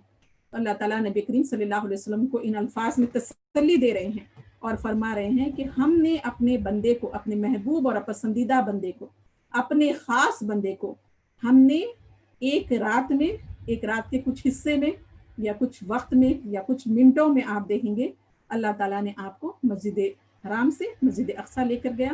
اور اللہ تعالیٰ کا مقصد تھا کہ آپ کو کچھ نشانیاں دکھائی جائیں، آپ کو معجزے دکھائے جائیں. تو آپ دیکھیے یہ نبیوں کی زندگی میں اور ان کی دعوت و تحریک کے کاموں میں آپ دیکھیں گے اس طرح کے اللہ تعالیٰ ہر نبی کو کچھ نہ کچھ معجزوں سے نوازتا ہے. اور ان معجزوں کا مقصد یہ ہوتا ہے کہ اس کے ذریعے سے آپ جو ہے یعنی نبیوں کو مضبوط کیا جائے اور اس معجزوں کو دیکھ کر بہت سارے لوگ ایمان لائیں اور نبی کو بھی خود ایک ہمت اور طاقت ملے. اور انسان ہوتا ہے نا کہ مشکل حالات سے جب گزرتا ہے تو اس کو اپنے آپ پر صحیح ہونے پر ڈاؤٹ ہونے لگتا ہے، یعنی اپنے آپ پہ شک ہونے لگتا ہے کہ میں صحیح ہوں یا غلط ہوں، میں جو کر رہا ہوں کہ کریکٹ ہے یا نہیں. تو یہ جب ایسے دور میں، ایسے مشکل حالات میں، ایسے وقت میں اللہ ताला ने आपको इसरा व मेराज करवाई, तो इसका मकसद ये था कि आपका जो मुकाम है अल्लाह की नज़र में वो नबी करीम सल्लल्लाहु अलैहि वसल्लम पर भी वाज़े किया जाए और तमाम मुशरिकीन मक्का और ईमान वालों के ऊपर भी इसको ज़ाहिर कर दिया जाए कि नबी करीम सल्लल्लाहु अलैहि वसल्लम का मुकाम अल्लाह के यहाँ बहुत बुलंद है और आपको ये जो मोजज़ा दिया गया है कोई मामूली मोजज़ा नहीं है और ये मोजज़ा किसी नबी को पहले नहीं दिया गया था। तो इसके सिलसिले में आप देखेंगे कुरान में जो है वो असरा का जिक्र है, यानी हम इसको वाक़े इसरा व मेराज कहते हैं। तो ये इसरा जो है इसका जिक्र हमें कुरान की सूरह बनी इसराइल की इस पहली आयत से हमें पता चलता है। तो ये इसरा जो है ये ज़मीनी सफ़र है जो मस्जिद हराम से बैतुल मक़दस यानी मस्जिद अक़सा तक आपने किया था, ये आपको करवाया गया। फिर मेराज का जो सफ़र है ये आसमानों का सफ़र है और ये आपको ऊपर बुलंद उठाया गया और आपको आसमानों पर ले जाया गया और वहाँ पे आपको बहुत सारी निशानियाँ और बहुत सारी चीज़ें आपको दिखाई गई।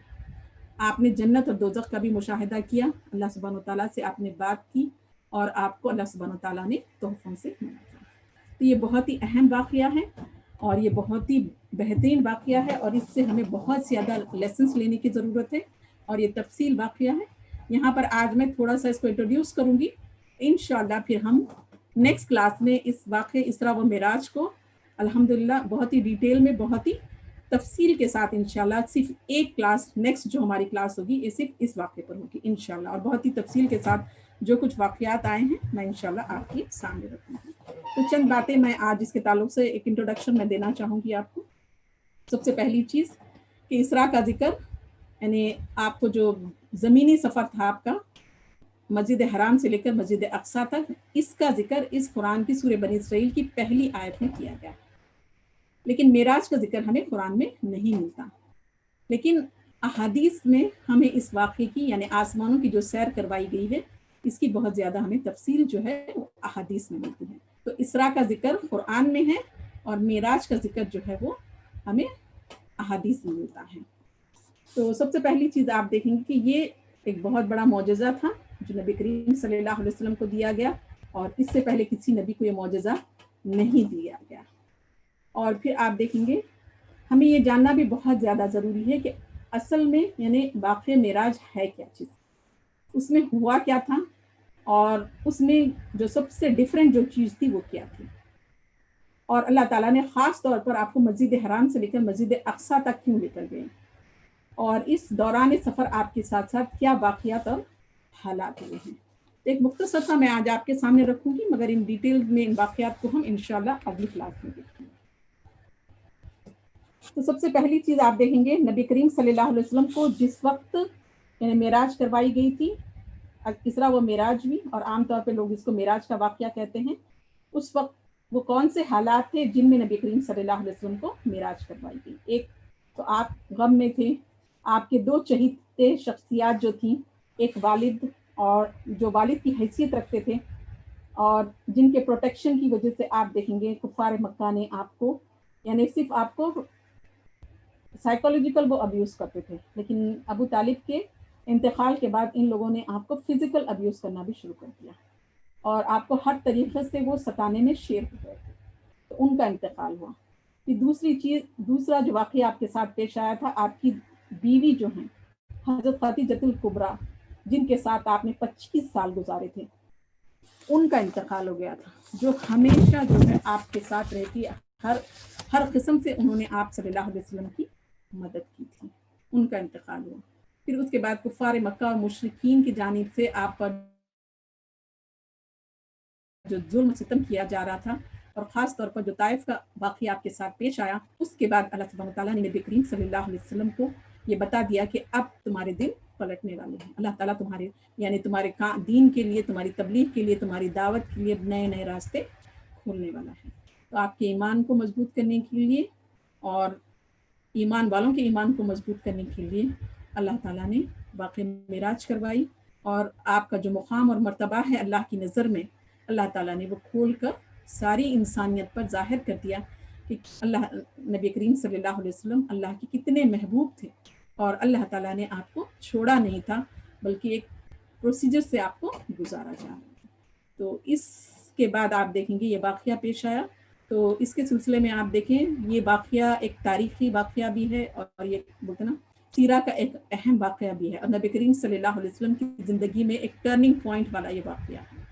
तो इसमें आप देखें, सबसे पहले तो इस वाक़े के सिलसिले में जो हमारे यहाँ यानी इसकी तारीख़ के सिलसिले में जो मुख्तलिफ आरा पाई जाती है, वो मैं इसको रखना चाहूँगी कि हमारे लिए सीरा का ये वाक़या, इसरा और मेराज का वाक़या एक अहम वाक़या है, और इस वाक़े को जानना, समझना और इससे नसीहत लेना हमारे लिए बहुत इम्पोर्टेंट है। ये वाक़या कब हुआ था, कैसे हुआ था, इसके सिलसिले में हमें मुख्तलिफ आरा आती हैं, और इसकी यानी उसकी तारीख़ की जो अहमियत हमारे यहाँ पाई जाती है, वो इस वाक़े को समझने से और सुनने से हमें पता चलता है कि तारीख़ यानी वाक़या किस तारीख़ को हुआ था, ये इतना अहम नहीं था सल्फ़ सालिहीन के लिए, सहाबा के लिए। इसीलिए इसकी तारीख़ के सिलसिले में उलमा इकराम के दरमियान, सल्फ़ सालिहीन के दरमियान हमें इख्तिलाफ़ मिलता है। तो इसके सिलसिले में आप देखेंगे कि वाक़या मेराज कब हुआ था, मुख्तलिफ आरा पाई जाती हैं। इस सिलसिले में हमें तकरीबन यानी आप 30 अक़वाल हमें मिलते हैं, यानी 30 सहाबा ने वाक़या मेराज को रिवायत किया है, जिसमें से 27 जो हैं सहाबा मेल हैं यानी मेन हैं, आदमी हैं, और 3 औरतों ने भी इस वाक़े को नरेट किया है।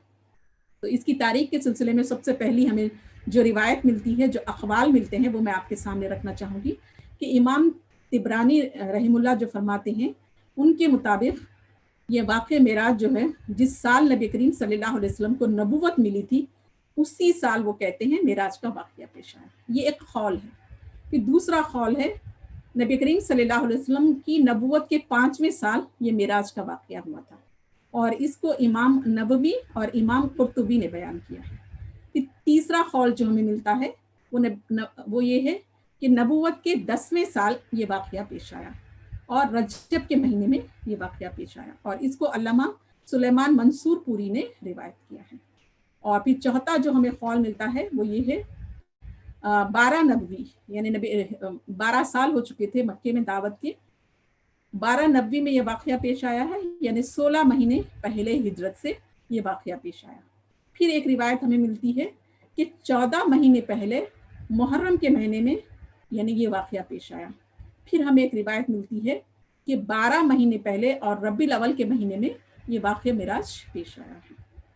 तो आप देखिए, यानी तारीख़ में इस वाक़ये की तारीख़ के सिलसिले में, डेट के सिलसिले में कि किस तारीख़ को ये वाक़या पेश आया था, हमें कसीर यानी बहुत ज़्यादा यानी स्कॉलर्स के दरमियान इख्तिलाफ़ मिलता है। अभी जैसा मैंने आपके सामने 5 ख़ौल रखे, और वो क्या हैं?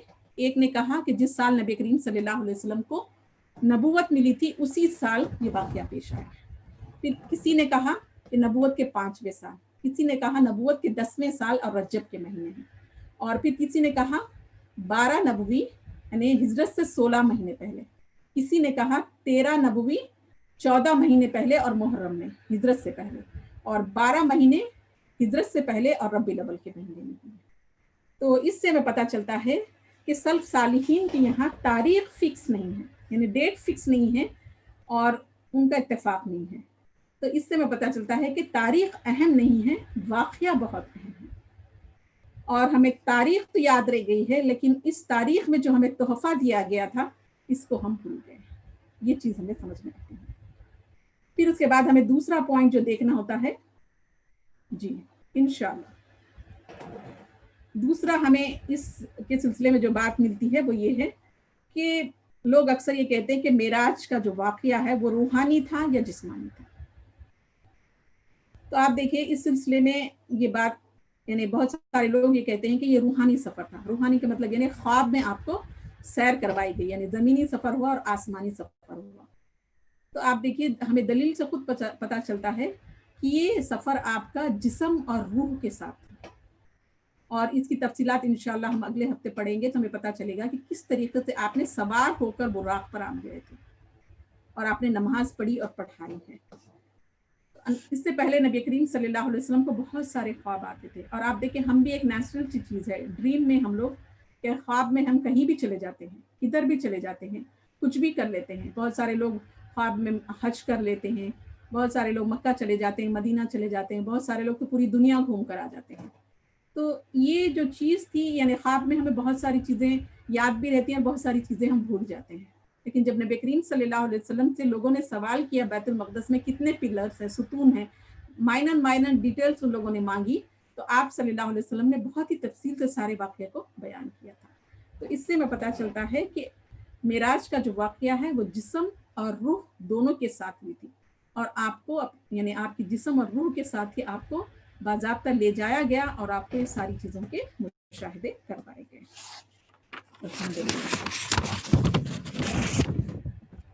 اور آپ دیکھیں گے خواب میں جو چیزیں دکھائی جاتی ہیں ان کی انکار کی ضرورت نہیں ہوتی ہے، لیکن جب آپ نے اس واقعے کو لوگوں کے سامنے بیان کیا تو پھر ان لوگوں نے اس کا انکار بھی کیا، مذاق بھی اڑایا، اور آپ سے ان لوگوں نے بہت سارے سوالات کیے اور ان سوالات کے آپ نے جوابات دیے۔ الحمدللہ۔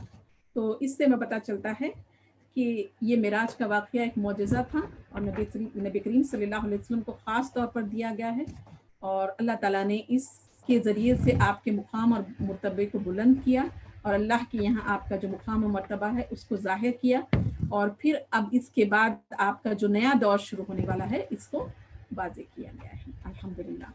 تو یہاں پر میں آج ہماری اس کلاس کو روکتی ہوں۔ سبحانک اللہم و بحمدک، نشہد ان لا الہ الا انت، نستغفرک و نتوب الیک۔ اور انشاءاللہ سے میں یہی دعا کرتی ہوں کہ اللہ تعالیٰ ہم جو کچھ بھی پڑھ رہے ہیں، سیکھ رہے ہیں، ہم سب کو یعنی عمل کرنے والا بنائیں۔ اور اس سیرہ کلاس سے ہمیں یہ لیسن ملتا ہے کہ فَإِنَّ مَعَ الْعُسْرِ يُسْرًا، یعنی تنگی کے بعد آسانی ہے۔ تو الحمدللہ اللہ سبحانہ و تعالیٰ یعنی تنگی کے بعد آسانی کا اللہ نے وعدہ کیا ہے، تو ہر تنگی کے بعد آسانی ہوتی ہے، اور اللہ تعالیٰ نبی کریم صلی اللہ علیہ وسلم اس سخت ترین تنگی کے دور سے جب آپ گزرے تو اللہ تعالیٰ نے اب آپ کے لیے بے حساب نعمتوں کا دروازہ اللہ نے آپ کے لیے کھول دیا، اور آپ کو یہ بشارت دی گئی کہ اب آپ اس کے بعد آپ کو یعنی ہر چیز آپ کے مقام اور مرتبے کو بلند کیا جائے گا، اور ہر نعمتوں سے دنیا اور آخرت کی اللہ تعالیٰ غلبے اور حکمرانی سے آپ کو نوازے گا۔ یہاں پر ہم اپنی بات کو ختم کرتے ہیں۔ وآخر دعوانا الحمدللہ رب العالمین۔ جزاک اللہم خیرا کثیرا کثیرا۔ السلام علیکم ورحمۃ اللہ وبرکاتہ۔